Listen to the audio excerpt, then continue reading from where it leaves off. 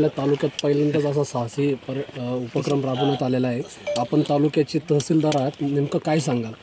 निश्चितच मी मगाशी बोलताना सांगितलं की हा जो उपक्रम आपण ॲडव्हेंचर स्पोर्ट्सच्या दृष्टीने केला आहे. मी प्रथमतः ते सांगतो की जुन्नरमध्ये आत्तापर्यंत पावसाळ्यातच फक्त रिव्हर्स वॉटरफॉल किंवा माथे आपला नाणेघाटला वगैरे लोक येत होते, परंतु ह्याच्या व्यतिरिक्त आपल्याकडं ॲडव्हेंचर स्पोर्ट्स किंवा ट्रेक आपल्याकडं बऱ्याचशा लोकांना जर जुन्नर म्हटलं तर नाणेघाट किंवा रिव्हर्स वॉटरफॉल, शिवनेरी किल्ला हे आपले जे 6 गड आहे म्हणजे निमगिरी असेल किंवा तुमचं चावंड असेल, हे सगळे काही हे आपल्याला माहिती आहे परंतु लोकांना माहीत नाही. आज जो तुम्ही उपक्रम केला याच्या माध्यमातून या उंचीवर मान्य आमदार महोदयांना बोलवलं. आमदार साहेबांनी मला सकाळी सांगितलं की असा या ठिकाणी आपण ध्वज फडकवतोय आणि या ॲडव्हेंचर स्पोर्ट्स याच्या माध्यमातून जे आता आपण पूर्ण भारतात नव्हे तुमच्या मीडियाच्या मार्फत हे जगापर्यंत पोहोचणार आहे की याच्यातनं निश्चित एक फायदा आपल्याला असा होणार आहे किंवा या ठिकाणी येताना किंवा पावसाळ्याचे 4-5 महिने सोडले तर इतर दिवशी या ठिकाणी जुन्नर तालुक्यामध्ये ॲडव्हेंचर स्पोर्ट्ससाठी आपण जाऊ शकतो, त्या ठिकाणी ॲडव्हेंचर स्पोर्ट्स करू शकतो.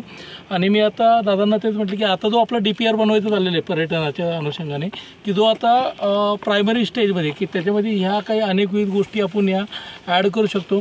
त्यानंतर इथं मला सांगितलं की लेण्याच्या बाबतीत पण दादा आपला जो पिंपळवंडीचा का तुमचा सिद्धार्थ त्यांनी काही ज्या गोष्टी सांगितल्या की त्यांना आम्ही तेच म्हटलं की म्हणजे आपल्या इथं पर्यटन तर आहेच फिरायला, पण त्याच्यामध्ये पर्यटन जे टुरिस्टचे 2-3 प्रकारचे येतात. काही ॲडव्हेंचरसाठी येतात, काही एक निवांत राहण्यासाठी येते, त्यात काही बाहेरच्या देशाचे जे पर्यटक आहेत ते अभ्यासाच्या दृष्टीने येतात की विविध म्हणजे या ठिकाणावर ते नाणेघाटाची जी प्रचिती जुनी जी होती की ज्या व्यापार होता की त्यातनं मराठी अभिजात जो दर्जा आपल्याला भेटला की त्याचं मूळ पण नाणेघाट होते.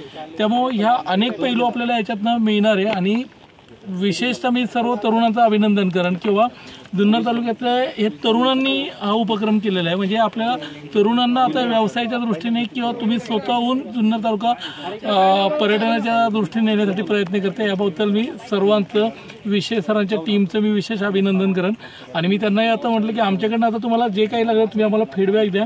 निश्चित मी आमदार साहेबांनी आम्हाला ऑलरेडी पहिल्या मिटिंगला सांगितलेलं आहे किंवा पर्यटनाच्या दृष्टीने जे काय फीडबॅक येते ते आपण जे DPR जो बनतोय त्या DPRमध्ये निश्चित प्रकारे आपण ते पोहोचवणार आहोत.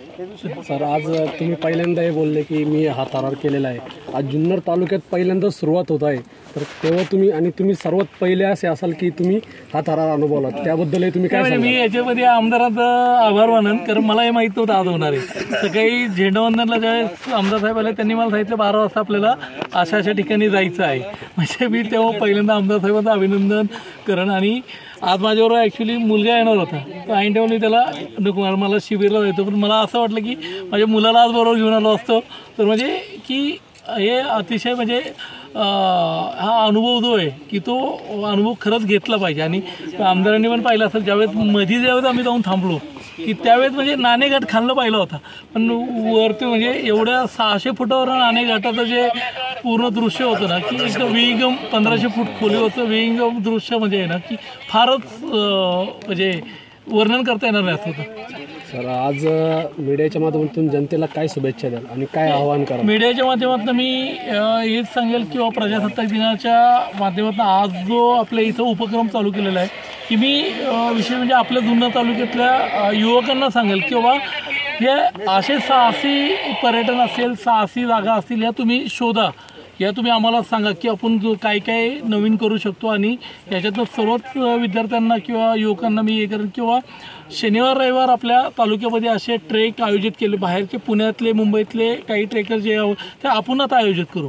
म्हणजे ट्रेक करायचं असेल तर जुन्नर बाहेरच्या लोकांनी आपल्याला आता वेबसाईटच्या माध्यमातून प्लॅटफॉर्म आहे की आपल्या तालुक्यातल्या मुलांनी या वेबसाईट डेव्हलप करून आपले ट्रेकर युनिट आता जसं मुरबाडचा जो आहे की म्हणजे असेच हे सगळे आहे किंवा तुम्ही ग्रामीण भागातल्या लोकांनी आता यामध्ये जास्तीत जास्त विद्यार्थ्यांनी किंवा युवकांनी आलं पाहिजे. धन्यवाद सर. नवनवीन आणि ताज्या घडामोडींसाठी महाराष्ट्र जनभूमी न्यूजला सबस्क्राईब करा. त्याचबरोबर बेल आयकॉनवर क्लिक करा आणि मिळवा आमच्या बातम्यांचे नोटिफिकेशन्स.